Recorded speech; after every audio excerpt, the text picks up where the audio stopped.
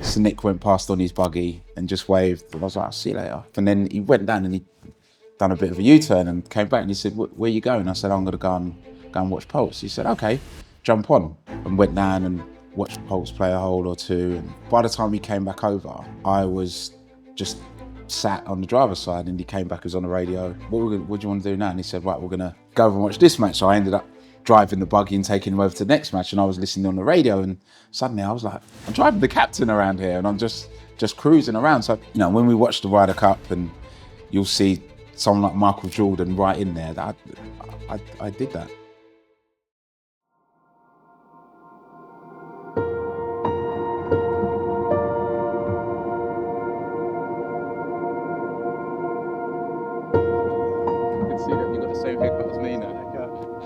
You started your career pioneering UK garage music. You're a Mobo Award winner, a BBC Radio 1, 1 Extra, 5 Live and BBC Radio 2 presenter. You've played music to millions, from the nightclubs of Iron Apple to performing with a full orchestra at the Royal Albert Hall. And today we can hear you on BBC Radio 2 presenting for the Premier League and DJing and hosting all over the world. Why don't we start with your passion for music? So I see you've brought some vinyl here for us. Yeah. Tell me about this. Anyone that follows me on socials will know that I love my music and have quite a vinyl collection, which I've been collecting over 45 years now, most probably, well, give or take, whatever, who's counting. Mm-hmm. And this is just my favourite album. So I thought I'd bring my favourite album along. It's Prince, Sign of the Times. Owned this since I was 17 years old. He's just excellence, and that is why I love this album. It says on the back, produced, arranged, composed, and performed by Prince. Very rarely will you find an album with so many tracks on it where one person has done everything. For that reason, I want to applaud and celebrate this man. And what are sort of your standout tracks? Can you pick a track from there? Or? Yeah, there's a few. I mean, the title track, Sign of the Times, even though it was written in 1985, 86, whenever it was written, it's still very apt, even more apt now considering what's going on in the world. I really adore the track Ballad of Dorothy Parker. Starfish and Coffee actually is a track that you performed on Sesame Street, if anyone's old enough to remember Sesame Street. But it's about a school friend of his, or the story was she was autistic, but he writes it at the world through his autistic school friend's eyes. So it's just a powerful song. But it's a brilliant album. And then, the track Adore, which is a straight ballad, it's just brilliant, start to finish. You put it on and you just let it play. The thing, I know this isn't going to be a video about Prince particularly, but I always feel like he's massively underrated as a guitarist as well. Yeah, I mean, which is mad to say, because some people widely regard him as the greatest guitarist ever, and some people don't, and that is underrated. But if you know, you know. Apparently, there's a story that one day someone, Eric Clapton, was performing and he came off stage and someone said to him, what's it like to be the best guitarist in the world? And he said, I don't know, you'd have to ask Prince. So, sticking on music for a bit, we're going to jump around a little bit through some of my good conversations happen like that. So, one of the things that I think not everybody knows about is that you were the head of music for Sir Nick Faldo's Ryder Cup team. Just tell me a little bit about this. How on earth does that sort of thing come about? I mean, that was just the most, I suppose, the loosest job description that has ever existed in the world of job descriptions. He used to run an event called the Nick Faldo Series, which was basically a tournament for young golfers. And I, at the time, was doing some work with the Golf Foundation, trying to get golf into inner cities. Someone like me who grew up right in the heart of London, there were no golf courses around, so I wasn't exposed to the game in that way, and just thought it might be an opportunity for us to take the game to the people rather than waiting for the people to come to the game, because some people just don't know it exists. So that's how my relationship with the Golf Foundation started, and Nick Faldo heard about that, and then I went and met him, and I had to do a Q&A with him at the end of one of the sessions, and I just cheekily said, Nick, I know you'd like to be very different and move in a different way from the pack. Why don't you be the first Ryder captain to have a head of music? So that was it, and he went, yeah, we're going to do that. Of course, this is tongue in cheek, right? It was very much tongue in cheek, and he said, yeah, fine, let's do it. And we stayed in touch, and it culminated in me sort of flying out to Valhalla on the official flight with the team, with the players, the support staff, the vice captains, and then having access to the Ryder Cup in Valhalla. That was way above my pay grade. and so the Ryder Cup and obviously the team room is kind of one of these fabled things these days that people don't, basically people like myself and always normally like us don't get to be inside that environment. What was that like? It's surreal actually, because we kind of got the schedule and was invited to go down and just mooch about, and we're all in this room just sitting and chatting. And I remember sat on the table with Justin Rose, Sergio Garcia was there, Ian Poulter, and I've met the guys and know Ian really well, and subsequently Justin as well. And we're there just chatting, and then the door closed and the meeting started, and I'm sat on the table next to these three, and that was just it. I suppose in my capacity as a DJ and a broadcaster, I've sat in rooms like that before, so it wasn't that I didn't know how to conduct myself or behave, but I definitely felt, this sort of 12 handicapper should not be sat in here with the best golfers that Europe has to offer. I imagine that must be sort of one of those slightly out-of-body experiences going, wow, people don't get to do this. Yeah, and then when the meeting finished and everyone had a drink, and you're like, did that just happen? It's like a dream kind of vibe. But yeah, I still have a good relationship with Sir Nick. Yeah, we message from time to time, and he's working on some new projects. But yeah, that was a very, very special moment in my golf career. But it doesn't stop there though, because tell me about the Sunday.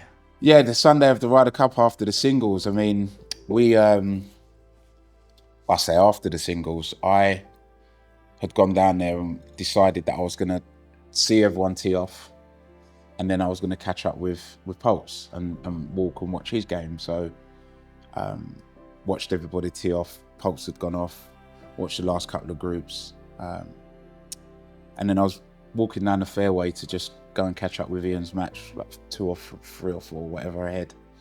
And Sir Nick went past on his buggy and just waved. And I was like, I'll see you later. And he drove up, and then he went down and he done a bit of a U-turn and came back and he said, where are you going? I said, I'm going to go and watch Pulse. He said, okay, jump on. So I jumped on the buggy and he was driving, and went down and watched Pulse play a hole or two. And then by the time he came back over, I was just sat on the driver's side, and he came back, he was on the radio. And what do you want to do now? And he said, right, we're going to go and watch this match. So I ended up driving the buggy and taking him over to the next match, and I was listening on the radio, and suddenly I was like, I'm like, right, I'm driving the captain around here, and I'm just cruising around. So now when we watch the Ryder Cup, and you'll see someone like Michael Jordan right in there, that I did that. But it's the whole Ryder Cup thing, isn't it? It's the famous, it's always a club car, and the captain with the earpiece looking whatever it is worried about or positive about things. And again, another one of those real pinch me moments of that I was sat there with the captain, and that was me. It was bonkers. I mean, I was listening in real time on the radio, the broadcast channel, but there was a radio on the buggy, so I could hear some of the comms. So when he was sort of off the buggy, going greenside, when he came back on, I could say, right, such and such has just happened, and not thinking like I'm making myself busy or being vice captain, but I've just heard some information that I think you might want to know. And yeah, that was it. I was just in there, and it wasn't until we got off the course and I just saw a whole host of messages. Please tell me I'm not seeing things. Was that you on the buggy? And I'm like, it actually was. I sat greenside with the team, and yeah, it's bonkers. But like I said, at that stage, I knew and had spent quite a bit of time, good time around a lot of the players. I played a practice round at the Dunhill Links with with Ian and Justin and Nick, just the four of us at Kings Barnes. I spent good time with them, you know. Okay, so I can't let that one go either. So there's you, Justin Rose, Ian Poulter, Sir Nick Faldo. Yeah. At Kings Barnes. Yeah. Just the four of you? Yeah, Ian and I played against Justin and Nick. And funny little story for that there, Nick gave me a little chipping lesson of how to sort of keep your thumb moving through the stroke. Ian and I had won the match, and when I went to go and collect my money, Nick said, "Yeah, that can pay for your chipping lesson," which I thought was actually, I've done that a few times to people. So, but no, he's always been like really kind to me. I used to run a charity golf event at Stoke Park called the Spoony Classic, and Nick called one day, he was in town, and he said, "You know, I heard this event, can I come?" And he came and sat on my table. And doing an event like that, to have someone as highly and widely regarded as he is endorsing your event, I would never ever have imagined that. Because I grew up sort of being a lover of sport, seeing golf on the TV, and you know, Nick Faldo was one of the names that I remember. Even though I never played golf and I didn't know anyone that played golf, I definitely knew about Nick Faldo.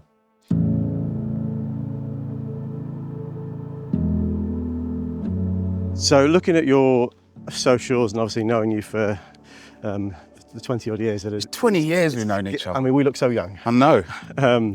What is it about golf that keeps you coming back and back and back?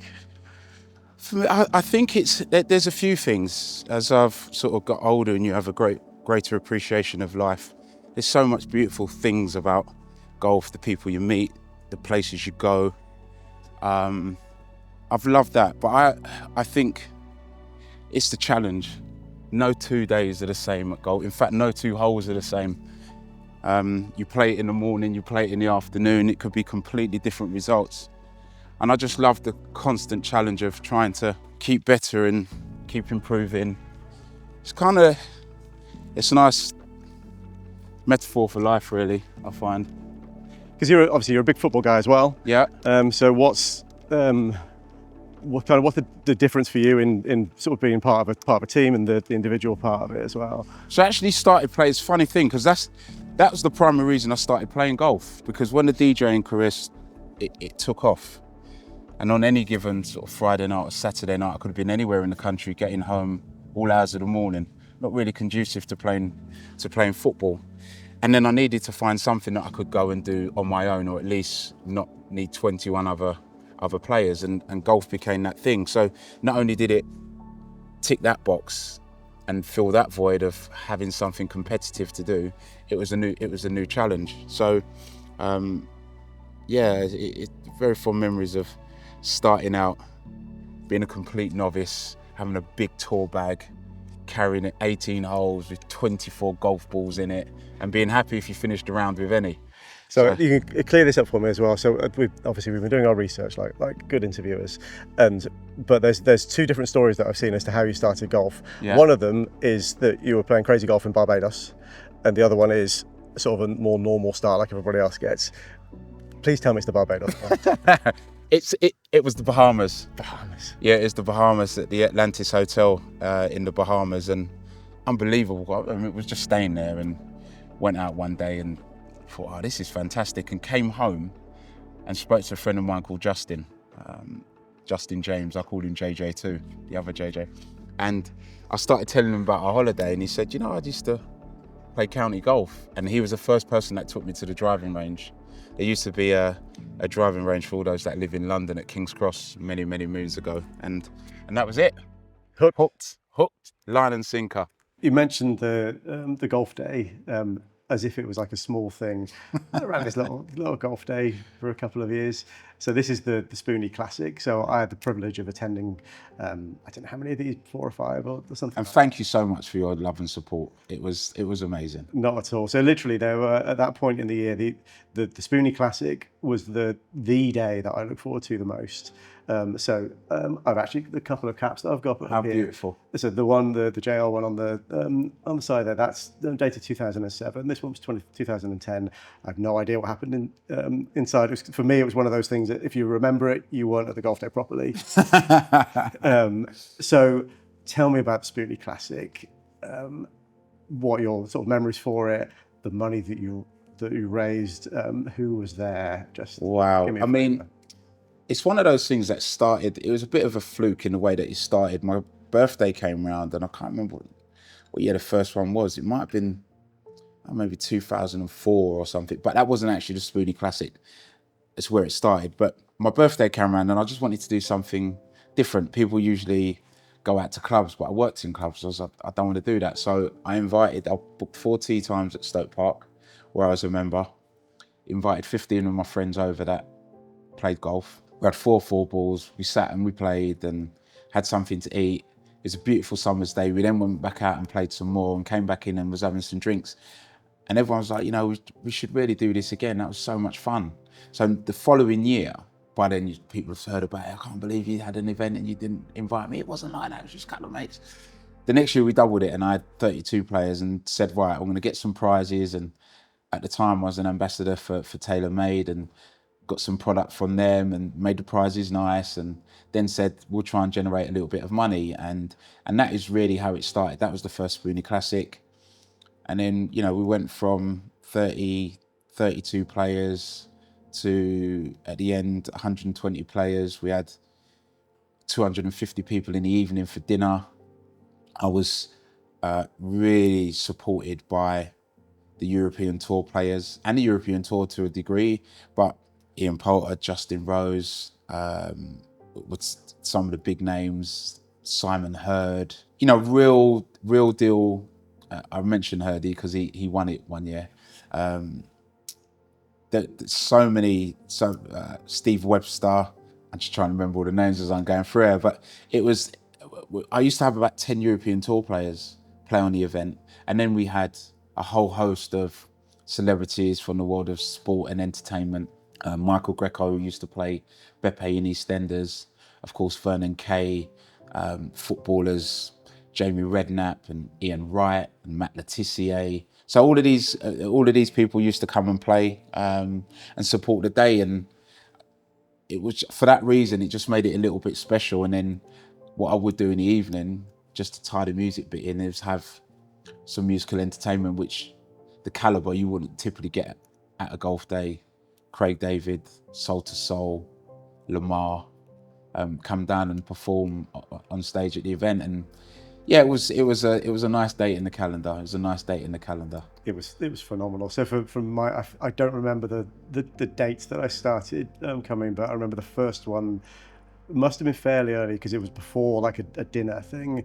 But I remember Poulter was there, and I'm pretty sure Jamie Theakston was there. Jamie was there because we were all on the radio at the same time. And William Hunt was there. Yeah.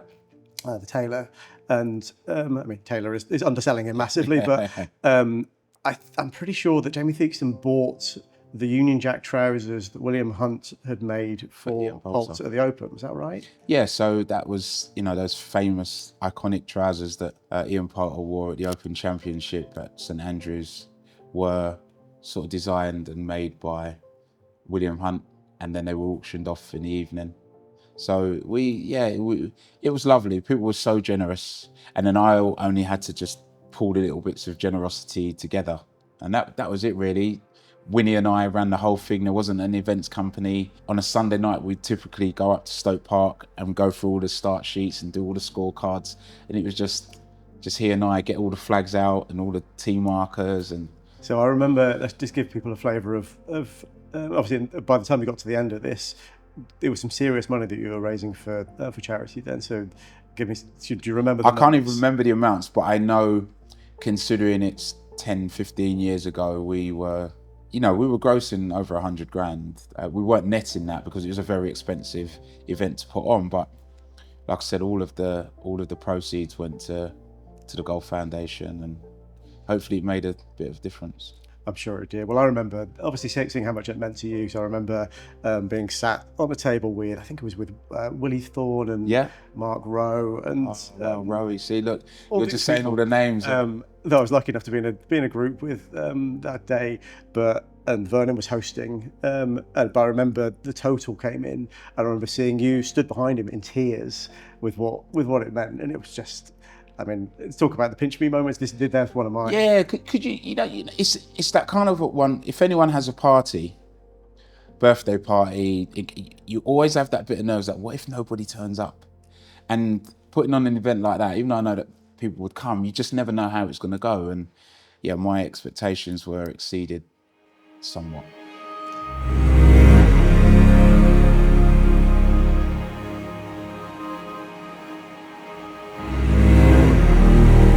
Right, so we just teed off on the par 3 second. Yeah.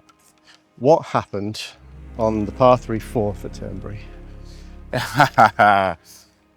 Yeah.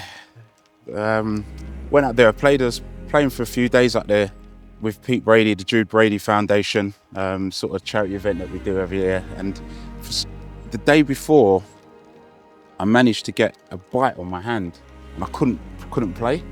So we've gone out the next day and I was like, okay, the swelling's gone down. And the fourth hole, stood on the tee, it's like 190 something yards. Wind was kind of coming over my right shoulder. So it's downwind, it's right in between clubs. Anyway, decided. I think it's those 200-yard par 3s as well. Yeah. They're not the easy ones. No, I'll tell you what though, it plays considerably shorter when the wind's on your back. Okay. So I thought, right, if I just hit a full 8-iron, I should end up, if it pitches at the front, being linksy. Anyway, and I hit it lovely, and it was just tracking towards the hole. Got up there, couldn't see it. Oh, so you couldn't see the hole from No, where you were? couldn't see the hole, so I didn't know, and I've played enough golf to know that it looks like it could be in the hole, and then it ends up 20 foot past, so it rolls off the back of the green, and got up there, couldn't see the ball, looked in the hole, and it was in there. It was my first ever hole-in-one at Turnberry as well. So Turnberry. Yeah, what a stadium to do it in. Oh man, well it's that whole thing, isn't it? That you walk up and like, I'll have a little look in the hole.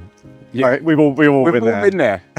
We've all been. I mean, I've looked in the hole many times, and it's been in the back bunker.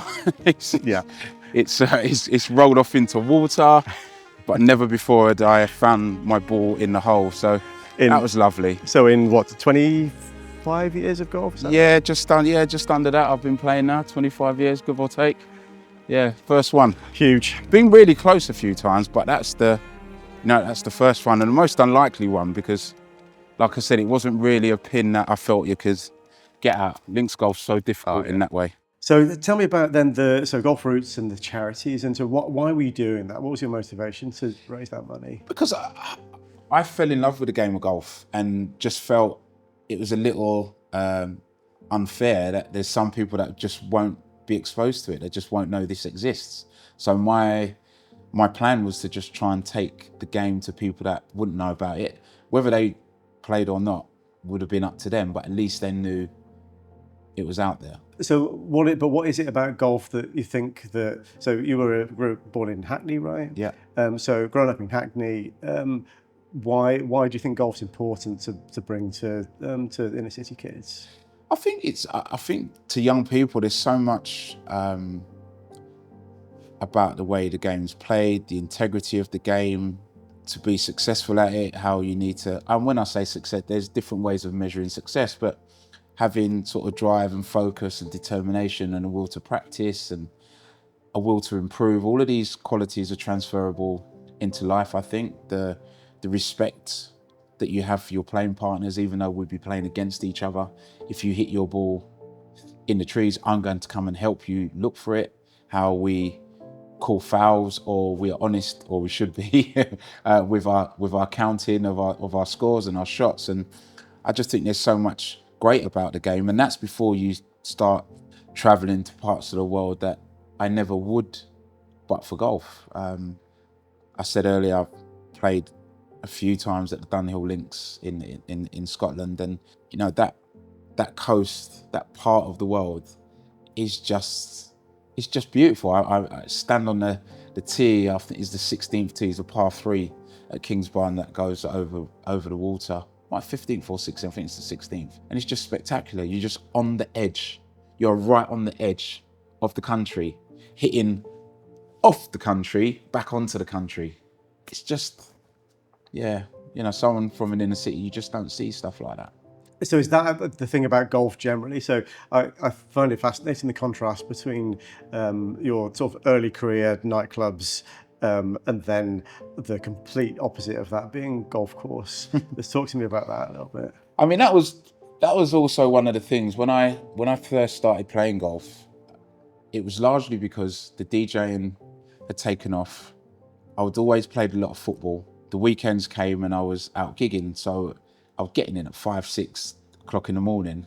Then it's not conducive to good football, having 2 hours sleep and then getting up and going and run around. I then couldn't train in the week as much as I wanted to because I might have been traveling, not in the country, on the road somewhere else. So I just needed something else to do, and another game, another sport, another challenge, and golf kind of became that. But what I found when I started playing and I was actually walking on the course, that this is the perfect antidote for being in the dark, in smoky environments. At the time, people used to smoke. Now I was going for a walk 2 or 3 times a week, 5 miles in complete fresh air. Perfect for someone who spends so many hours, like I said, in a dark, smoky environment. Well, I guess, and sort of now in this day and age, you can. It's obviously it's not quite as bad as being in a smoky nightclub, but the life that most people will be leading now, and most people watching this will spend an awful lot of time on screens and indoors, and either screens on their phones or screens on their laptops or whatever it is. So, do you find the same kind of thing now? Obviously, yeah. I think I'm one of those people, if I was being completely honest and introspective, most probably spends too much time on my phone.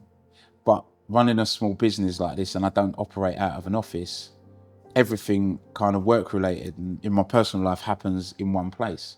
But when I'm on the golf course, that's the one time where for 4 hours I might not check it. I'll use my screen for my GPS and to work out what club I'm going to hit on one of the apps that I use, but I won't engage with my phone in that way typically, which is also good because it's nice to decompress.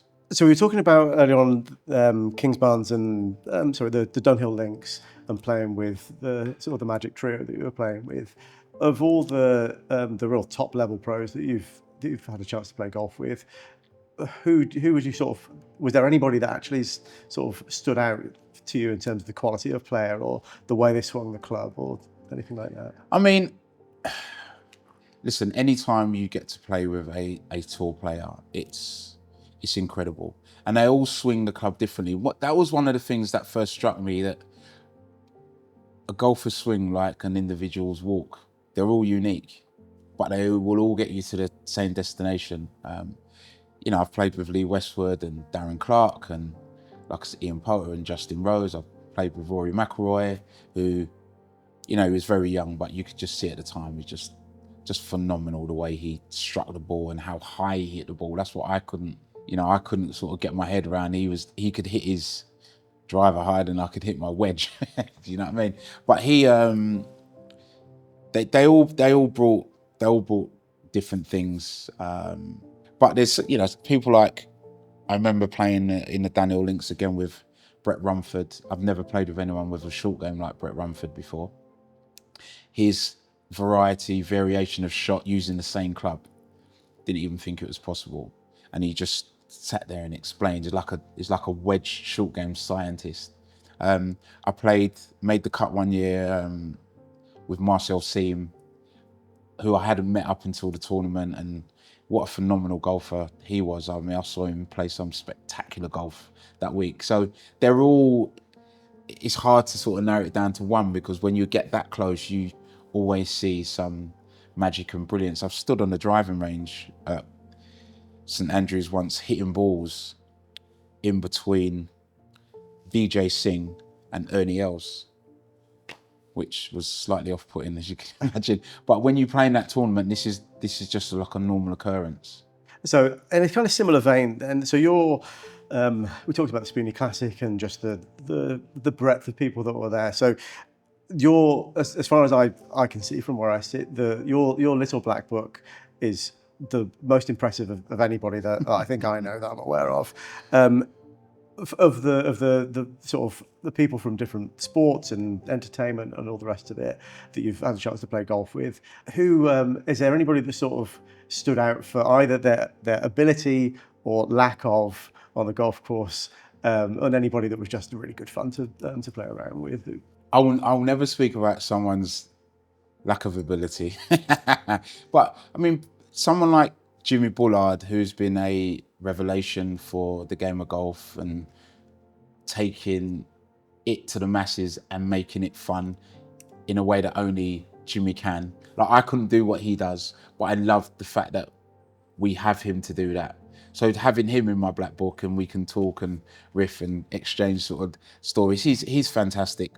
But again, the privilege, the honour of sharing the ground in tournament conditions with professional golfers is something that, as a lover of sport, you don't get to do in any other sport. If you're into F1, you are never going to be on Silverstone the same time as Lewis Hamilton. If you're into football, you're never going to grace Anfield at the same time as Mo Salah. But here we were playing in a European Tour event, and one of the biggest European Tour events, by the way. And I was, I teed it up. I played in a group. I was the only amateur with Rich Beam and Retief Goosen. Let me ask you about the BMW at Wentworth then. So again, tournament conditions, inside the ropes, galleries, TV cameras. The BMW, the Pro-Am for the BMW is one of the events that, again, you've had the pleasure to play. Just tell me about the experience of being there, and maybe a couple of highlights or one in particular. I mean, the thing of the BMW, I suppose the fundamental difference is that that's a Pro-Am on a Wednesday. We scatter off, and then the pros do their business Thursday to Sunday. The Dunhill Links, you're in the tournament because the tournament is a Pro-Am, and you have 3 rounds to make the cut. That said, when you turn up at Wentworth, it's Wentworth. I've played it in lovely conditions. The galleries are usually very, very big on a Wednesday. Kind of like what it's like on a Sunday at the Dunhill Links when everyone's at St Andrews. But the last time I played, I actually won the nearest to pin competition throughout the whole day, which was quite cool. I didn't actually think it was that close, but I must have got a little bit lucky. But it's great to play in that, such a well-respected course. It's very much a challenge. It's a fun day. So I've had the honour of playing not in any of those kind of conditions, but playing the West at Wentworth a couple of times, and I still get nervous on the first tee. Do those first tee nerves go? Oh wow, the first tee. For some reason, it's a shotgun. Go on. I was just going to say before that, just describe, if most people won't have had the pleasure of playing it. Describe why the first on the West can get in your head a bit.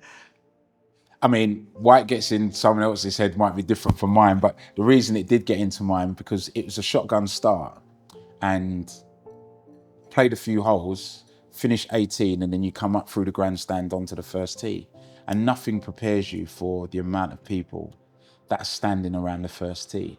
Big Martin was announcing, and then you got to stand there and hit your shot. Slight problem is that there's a putting green, which is maybe 100 yards, 150 yards, 100 yards to your left. But it is absolutely in snap hook territory.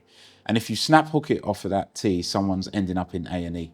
So you're standing there thinking, I don't want to hit it over there. And the chances are you're going to hoik it right into the trees. But yeah, that was good fun. Last time I played, actually, I did hit a decent shot off them, just fell on the floor, like, and everyone laughed because I think everyone kind of understood what we was going through. Yeah, that's one of those ones for me. So on a normal day, the times I've done it, that you can still hit that practice green, and also there's cars parked around there as well, Yeah. and it's always nice cars. Also, the road comes up Yeah, under the across the first that's right. fairway as well, and the starter has a little pedal with the traffic light. So there's probably an expensive car right. There's expensive cars and people left. And people. And what do you think the carry is? 150 or something like that? I mean, to get over that brow, I think it might be a little bit more than that. So, But you just want to hit it straight. If you hit it straight, it's not a problem. But anything right or left, you also don't want to embarrass yourself and duff it off the tee. So what tends to happen is you swing too fast. You swing too fast, it brings every miss possible into play. So I just tell myself swing in slow motion, and you're most probably swinging twice as fast as you think you are. But yeah, that sometimes works. You just want to get out of there quickly as possible, really. kind of just looking a little bit more widely at golf. And so you've been playing for 25 years. Yeah, or just something under like now. I think it's about 23 years something. So there's various things that you've been quoted way back through the years about wanting to bring, sort of trying to bring a bit more style into golf, and the sort of going back 25 or 30 odd years. Obviously, you were talking about Nick Faldo back in the day, and the Pringle jumpers and The Lyland Scots. stuff. So how do you feel like golf is, or has golf changed through that time? Is it what's all your thoughts on it? Fashion-wise, it's changed so much. It's a beautiful and amazing thing. When I first started playing golf, the clothes didn't really fit me properly. That was the main thing. That's primarily why I started wearing William Hunt's trousers on the golf course, because they were really nice cut and they fit me how I liked my trousers to fit. And I think one time I had a sort of pink linen pair or something, which looked very different to any other typical golf trouser. And people then started noticing, oh, what's this? And then William started making like a golf range on the back of it. And then I discovered Jay Lindeberg, and I've been with them since. I must be 20 years plus with Jay Lindeberg. Their clothes are just perfect and they always had the mentality actually that you could leave the course and then go straight to the bar or wherever, to the club, or go out. And it's really nice now to see more golf brands taking that lead. I still think they're the best JL market leaders. Their range is fantastic. And I've noticed in time when I've been going and playing golf around the country, how more and more amateur golfers are wearing this stuff. So do you, from a different point of view, do you feel like it's become like a cooler sport? Is it more, absolutely? Is it more inclusive as well? How do you feel? Absolutely, I think that it's definitely become cooler. We're always trying to make it more inclusive. I think there's still a bit of work to do at board level, because if you go into most clubhouses and you see the pictures of the captains, they all look like they went to the same school in the same year. They look very different. Definitely look different to me. But that might happen. That might happen with time. I know in the time that I've been playing golf, the amount of people that's playing it is a way more diverse selection of people. More women getting into it. People getting into the game younger. But places like Top Golf are helping that. You know, the advent of golf simulators means that golf simulators can now be in entertainment spaces with arcade games. Again, that's bringing the game to the people. I think all of these things really help, and it's so much fun, and it's a game for life. So when it's time eventually for people like me to hang up my football boots, I can still go and have a little trundle around the course with my friends, you know. So you talk about playing golf with your friends, like how you've talked about the challenge of golf and all the rest of the things. Is it like an outlet or a time that you can spend time with friends as well? Is that yeah, absolutely. It's a beautiful time for that. And I suppose if you meet up with your friend for dinner, or you go to a bar and it's quite noisy, you've been out on the golf course, you're going to be there for 4.5 hours. It's a great way to have a chat and catch up and do something that you all love doing, with a little side bet as well. Absolutely. Keeps it interesting. Matters more when there's money on it. But yeah, loads of my friends play. And even when I moved to Bedford and I didn't know many people up here, it's been a great way to meet new people and hang out and do different things. And, you know, there's a massive Italian community at my home course, Bedford and County, and I'm learning to speak the odd Italian word. Okay, just the swear words. Yeah, just the swear. They translate in any language, don't they? The swear words. Yeah. So through the years, so we're 20 years. So you're our first and obviously longest serving ambassador that we've had. So I've got a couple of pictures that normally reside on my office wall at home. So so the one on the left, I know the date in this one because of the trolley. So we made a bright red trolley for you then to mark Liverpool winning their 5th European Cup in the Miracle of Istanbul in 2005. So that's you and I and Vernon Kay playing at Stoke Park back then. And actually, the one on this side was that very day. So basically, that's a picture of you and Sam Torrance. Yeah, right. And then some spotty 20-something in the background. That is obviously me. So in the sort of the intervening years, obviously we've been developing products that whole time. You've owned pretty much all of them in various guises. What is it about our products that you like in the short? I think the obvious thing will be to mention the styling and how it looks. However, what we know about golf is function is the primary need. Even though things look good, it needs to work. And there have been times where we've been out on a course and you get distracted and my trolley goes up a hill, a side hill, and it's on one wheel where everyone else's trolley might fall over and this one stays up. And the odd occasion when it has fallen over, I know that it's robust enough, I just put it back up and it just rolls on like nothing's happened. And that perfect combination of form, function and aesthetic is what I always get when I think of a Stuart golf trolley, and never lets me down.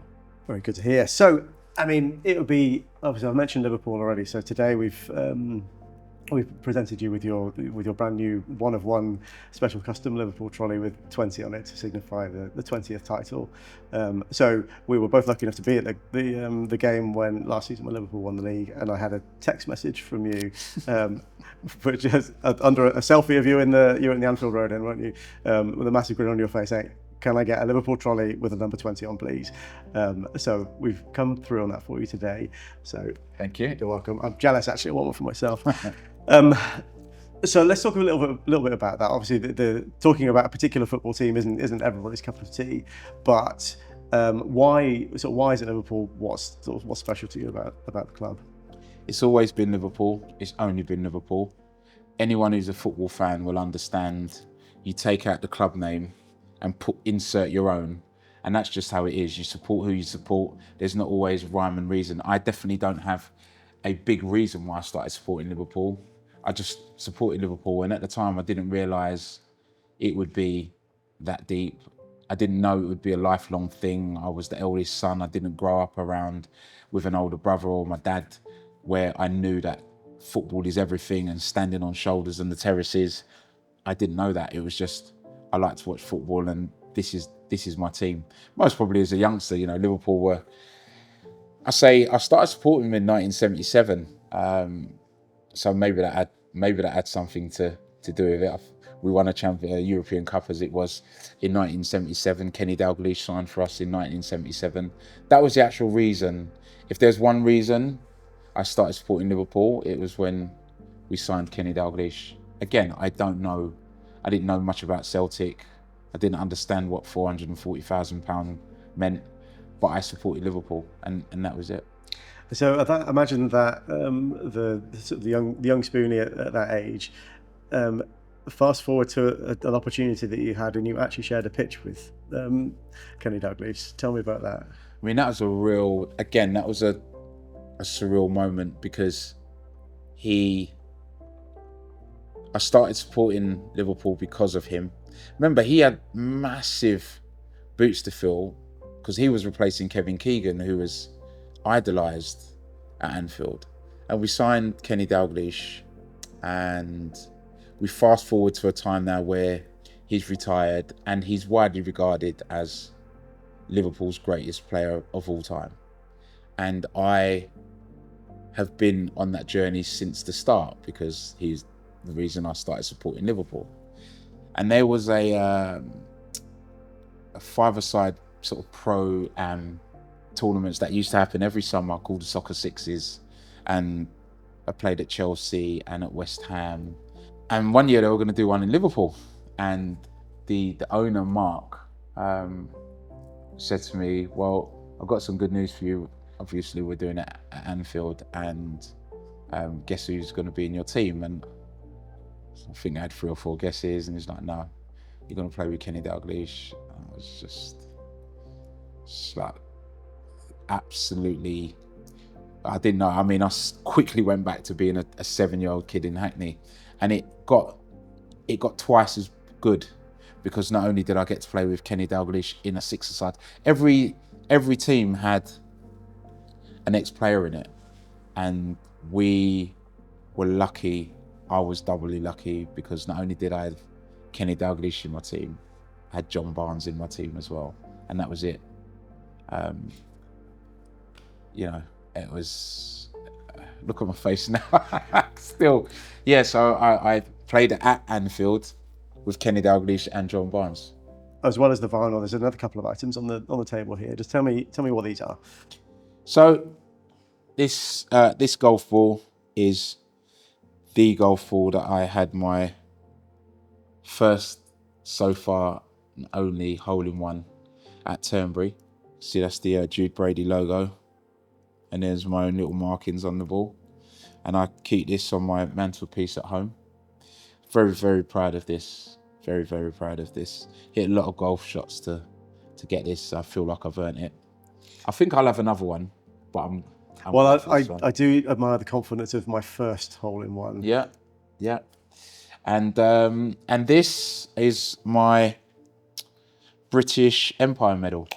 So before we actually have a look at it, like, why would somebody receive one of those? So in the honours list, I'm not going to go through the whole, but the most common ones, the OBE, the MBE, obviously people get knighted for their services to the country, representing the country, or the empire as it is. And I was awarded one in lockdown. I started streaming, as much to give myself some focus and direction, because the days and the weeks were just blending into each other, and I was used to being out clubbing or being on the radio. And so I started streaming. I had to set up at home and managed to raise some money, which we again donated to charity, and I got that medal for my services to music and to my community during COVID-19. Which is incredibly special. Thank you. Just let me show me the medal.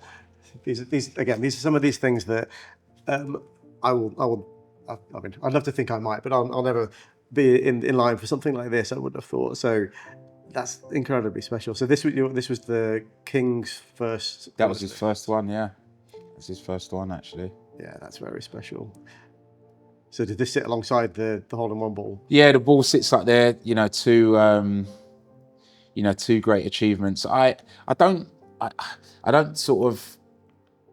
There's a little bit of conflict with this, just because being first generation British, my mum was born in the Caribbean. My mum was born in St Kitts. My dad was born in Antigua, and they are very much Windrush generation. And there's just something about the word empire that nowadays seems and feels a little bit outdated, because empire doesn't always stand for positivity. So that's one side of the argument. The other side of the argument, though, is that I've made a difference to my community at a time when people needed it, and for that I'll take the thank you, take the appreciation, as much on behalf of those people as myself, because I could easily just go about my business without the accolades. But it was a time, unprecedented times for all of us, where we all came together, and I think that medal's as much to do with that as something only for me. And like I said, it's I don't sort of jump up and down from the mountains about it, because that word just is a little bit awkward. I'm putting it mildly, but here we are. Yeah, of course. Well, I mean, I think everybody would recognise that, but equally, from like I said, from your point of view, there was the lockdown live streams that you were doing and the money that you raised for that. But we've already mentioned the hundreds and hundreds of thousands of pounds that you've raised through other means and all the rest of it. So is that sort of being black, being from inner city, is that part of the golf routes sort of motivation as well for you? Yeah, some of the points, they're multifaceted. They don't just serve one purpose. I think seeing someone who was brought up from an inner city, who doesn't come from a golf background, definitely wasn't a privileged background, now embarking and operating in a world that people think is for the rich or for the wealthy or for aristocracy or the establishment. I'm definitely not any of those things. And maybe what I'm saying to any other young person, black or white, actually isn't a thing of colour. It's actually a thing of class, if I may. Mm-hmm. That as working class people, whether we are in Handsworth, whether we're in Chapeltime, whether we're in Moss Side, whether we're in Brixton, Clapham or Hackney, that actually that guy is one of us. He looks like one of us. He sounds like one of us. He eats what we eat. He went to school like we went to. His friends are like my friends. He's kind of like me. And he plays golf. Why can't I? I had the phone call, and at first I thought the phone call was a hoax. Because you do. I had no reason to think that I'd be awarded something like that. And got off the phone, and immediately the one person that I wanted to phone would have been my mum, and my mum's no longer here. And whilst I was thinking about how proud she would have been, again, that helped make my mind up to accept it, because someone like you or someone like my mum being proud of the achievements of someone that they know is also another reason to accept it, because I feel that we're taking it on behalf of a whole host of people, and even though you might think that, well, I don't have much in common with Jonathan's mum, but you're both associated to me in different ways. You both mean a lot to me in different ways, and I feel that about both of you too. So if I get a win, you feel like you get a win as well. You go, that's my friend. I'm proud of him, and that's a reason to get it. Yeah, and I think that's the thing. It's most kind of sort of basic level. That's the core of it, isn't it? It's something that, and especially I imagine for your mum and dad, being part of that Windrush generation, to imagine that their son would be awarded something that's by the establishment. Then I think that's incredibly special. And for all of those people that listen to any of the streams during lockdown, again, they were a part of that win, because it was a collective, very much a team effort. What about, so when you're out on the golf course, obviously you play an awful lot of golf, there must be some sort of like that funny, silly things that might have happened. Anything spring to mind? You know what? When I was in such a fortunate position when I first started playing golf at Stoke Park, and because of the way that my diary was, I worked in the evening and I had the daytimes free. But in the daytimes, that's when all the better players would play midweek and they'll be up there. So I played a lot of my early golf with scratch golfers. Van Phillips, who's won on tour, Dave Fisher, who's a former England amateur champion, double stroke play, match play champion. Jeremy Kavanagh was a pro as well. So I remember one day playing in the 4-ball and was playing the 8th hole at Stoke Park. I could even remember it. And I topped my tee shot. So I was hitting I didn't catch it. I hit my second shot. There's a sort of stream that runs across the beginning of the 8th fairway. And I hit it just the other side of that. And went to hit my second shot to the green and somehow managed to sky it with my wood. And it popped up like a trick shot. And it literally went up in the air and landed straight back down. And the boys were in stitches. And Dave went, "Oh no, you should have caught that. That would have been incredible if you'd done that." was like, oh, you're never gonna do that. So I stood over to hit the shot again, and hit the shot, and exact same thing happened. The ball popped up, and I dropped the club and just caught it and put it in my pocket. And they were like, no way! Like it was the best worst shot I've ever hit. I've never done that again. I don't know how I did that, but yeah, that was quite funny. But yeah, I owe a lot to those guys because, like I said, my game improved, which you wouldn't have told from those two shots, but my game improved exponentially because I was playing around better players. Fantastic. Jonathan, Spoony, it's been an absolute pleasure. Thanks for having me, buddy. Thank you so much.